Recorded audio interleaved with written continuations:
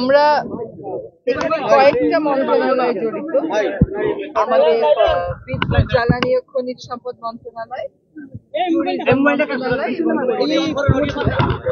আপনারা জানেন যে আমরা সিদ্ধান্ত নিয়েছি যে সিলেটে নান্দনিক আবেদন আছে, নৈসর্গিক আবেদন আছে, এইরকম জায়গাগুলোকে আমরা আর পাথর তোলার জন্য ইজারা দেব না।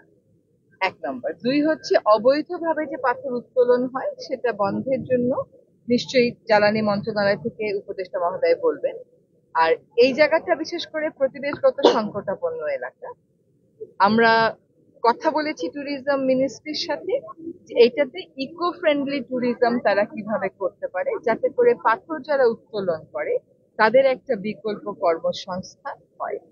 ফলে আমরা আজকে দেখে গেলাম, হয়তো আমরা আবার আসবো, যে এটাকে নিয়ে একটা মহাপরিকল্পনা করে ওইটা চূড়ান্ত করে আমাদের সময় আমরা দিয়ে যেতে পারি। স্যার ম্যাডাম একটা কথা ছিল আমার।